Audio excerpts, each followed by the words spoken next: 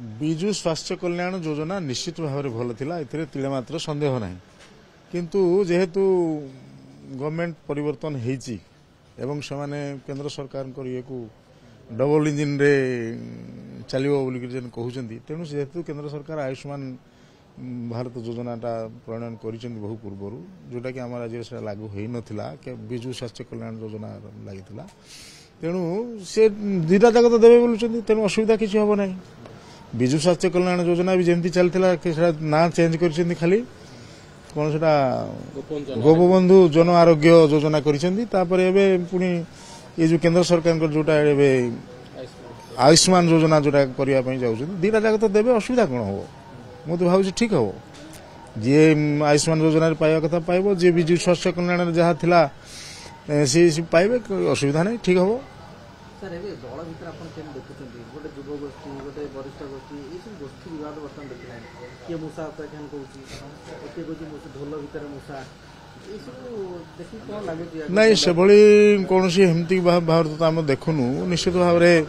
दल तो आम जहाँ आशा करुँ भेटिकी आम दल सभापति कहीचु जे ठीक भाव में दल परिचालना करा जाउची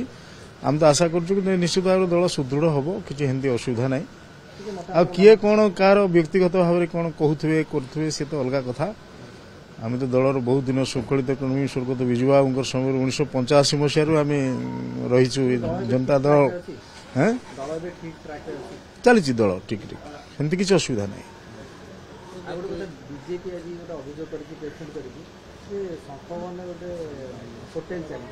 कार्यालय भोजनालय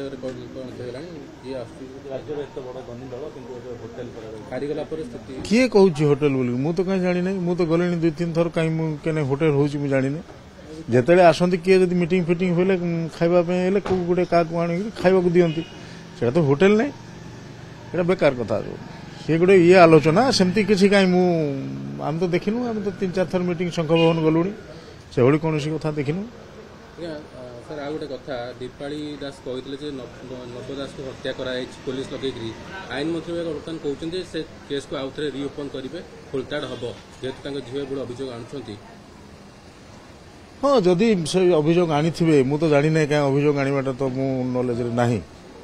आम थिला बेले सरकार जो थिलु से कहीं अभियोग कहीं आनी नहीं निश्चित भाव में जदि सी अभियोग आणवे जे इनक्वारी करा इनक्वारी करे कौन असुविधा इनक्वारी करा किसी कौन असुविधा नहीं ठीक हम।